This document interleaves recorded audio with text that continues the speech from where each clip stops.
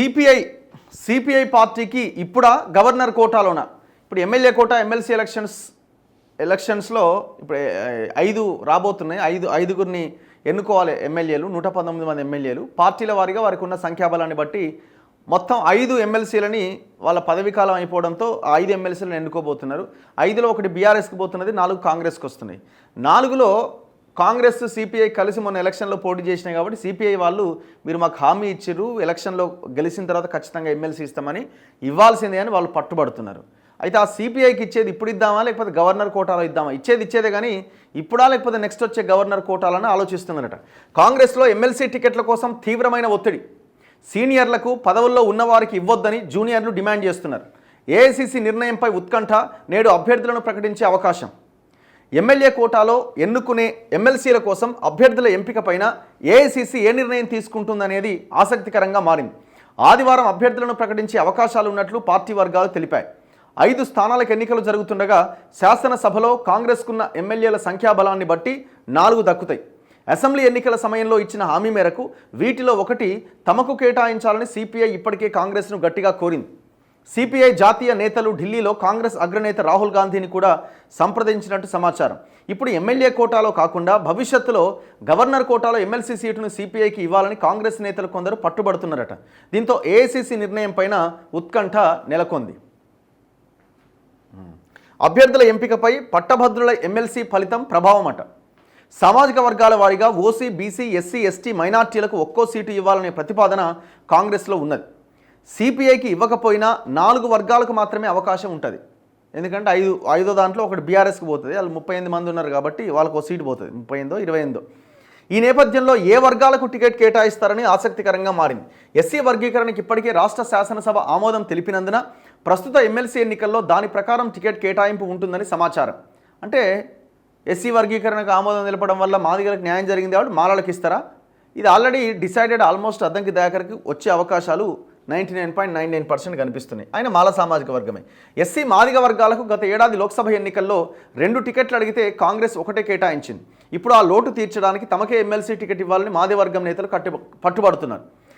గత అసెంబ్లీ లోక్సభ ఎన్నికల్లో పోటీ చేసి ఓడిపోయిన వారికి రాష్ట్రంలో కాంగ్రెస్ అధికారంలోకి వచ్చిన తర్వాత కార్పొరేషన్ చైర్మన్ వంటి నామినేటెడ్ పదవులు పొందిన వారికి ఎమ్మెల్సీ ఎన్నికల్లో టికెట్ ఇవ్వొద్దని అప్పుడు అవకాశం రాని వారు ఇప్పుడు గట్టిగా పట్టుబడుతున్నారు. ప్రధానంగా సీనియర్లు అనే పేరుతో ఎన్నికల్లో పట్టుబట్టి టికెట్లు తీసుకొని ఓడిపోయి ఇప్పుడు మళ్ళీ అదే కారణం చూపించి ఎమ్మెల్సీ టికెట్ అడగడం సరికాదని అప్పుడు అవకాశం దక్కని పలువురు నేతలు వాపోతున్నారు.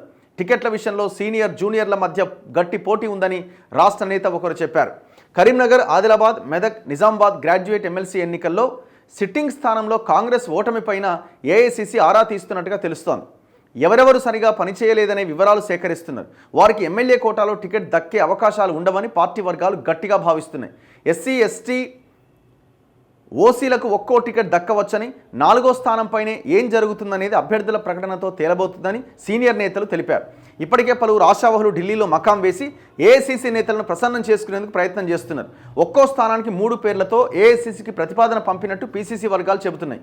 ఈ వీడియో నిన్ననే చేసినాం కదా మనం, వెరీ క్లియర్గా నిన్ననే చేసినాం మనం. ఇప్పుడు 3 ఎస్సీల నుంచి పేర్లు డిస్కషన్లో ఉన్నాయి, ఒక 3 ఎస్టీల నుంచి డిస్కషన్లో పేర్లు ఉన్నాయి, బీసీల నుంచి 3 ఉన్నాయి, అండ్ మైనార్టీ నుంచి 3 ఉన్నాయి, ఓసీ నుంచి 3 ఉన్నాయి. కానీ ఇక్కడ పాయింట్ ఏంటంటే మరి బీసీలకు ఇస్తారా ఇవ్వరా అని అంటే పీసీసీ అధ్యక్షుడు ఎమ్మెల్సీ మొన్ననే ఇచ్చినాం కదా, రాజ్యసభ అనిల్ యాదవ్కి ఇచ్చినాం కదా, ఈసారి బీసీలకు ఉండకపోవచ్చు అని ఒక చర్చను తీసుకొస్తున్నారు. ఎట్లా ఉండదు? ఒకవైపున 42% కులగణన ఆధారంగా 42% రిజర్వేషన్ కల్పించబోతున్నామనేమో ఒక ప్రకటన చేస్తారు. మరి 42% ఇక్కడ ఎందుకు అమలు కాదు?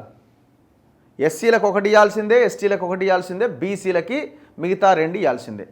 ఒకవేళ బీసీలకి 2 కాదు 1 ఇచ్చినా మైనార్టీకి ఇంకోటి ఇచ్చేయండి. ఇప్పుడు మీరు మైనార్టీలో ఎవరు లేరు అని మీరు అంటున్నారు కదా, అందులో ఎవరైనా ఫిరోజ్ ఖాన్ లాంటి వాళ్ళకు కొట్లాడేటోళ్ళకి వాళ్ళకి ఇచ్చే ప్రయత్నం చేయండి. అసలు బీసీలకు లేకుండా ఎట్లా? ఇప్పుడు ఓసీ ఎందుకు మళ్ళీ ఇలా? ఏం అవకాశం? ఇప్పుడు దేనికోసం ఈ ఓసీ? ఆల్రెడీ శాసన మండలిలో ఉన్నారు, కార్పొరేషన్ చైర్మన్లు వాళ్ళే, మినిస్టర్స్ 4 వాళ్ళదే. ఎక్కడైనా బీసీకో, ఎస్సీకో, ఎస్టీకి అక్కడ ఇస్తే ఆడ ఇచ్చినాం కదా అంటారు. మరి ఓసీకి ఆడ కూడా ఇచ్చారు కదా, మరి ఈడెందుకు ఇవ్వాలంటే దానికి సమాధానం ఉండదు. సో మొత్తానికి ఇప్పుడు ఇవాళ సాయంత్రం వరకు తేలబోతుంది. వీళ్ళు 9 రేపు లాస్ట్ డేట్. వాళ్ళ 9 రేపు లాస్ట్ డేట్ కాబట్టి ఇవాళ సాయంత్రమో రాత్రికో ప్రకటన వెలువడే అవకాశం కనబడతా ఉన్నది. మరి చూడాలి ఏం జరుగుతుంది, ఏం జరగబోతుందని. నాకు నిన్న కాంగ్రెస్ వాళ్ళు చెప్పిన సోర్స్ ప్రకారం అయితే ఇప్పుడు చాలామంది ఇప్పుడు ఆల్మోస్ట్ ఎస్సీ కోటాలో అద్దంకి దయాకర్కు దాదాపుగా కన్ఫామ్ అయిందని చెప్తా ఉన్నారు. అండ్ ఎస్టీలో బెల్లయ్య నాయక్కి అండ్ శంకర్ నాయక్ అండ్ విజయాభాయికి మధ్య ఫైట్ నడుస్తున్నది. చూడాలిగా ఈ ఓసీ కోటాలో వేం నరేందర్ రెడ్డికి అవకాశాలు ఎక్కువ ఉండొచ్చు అంటున్నారు. మరి ఆయనకు ఆల్రెడీ సలహాదారుడు రేవంత్ పక్కనే ఉంటాడు. మళ్ళీ ఎమ్మెల్సీ ఎందుకో, ఏం చేస్తారని వీళ్ళు ఎమ్మెల్సీ ఇచ్చి మినిస్టర్ ఇద్దామనా?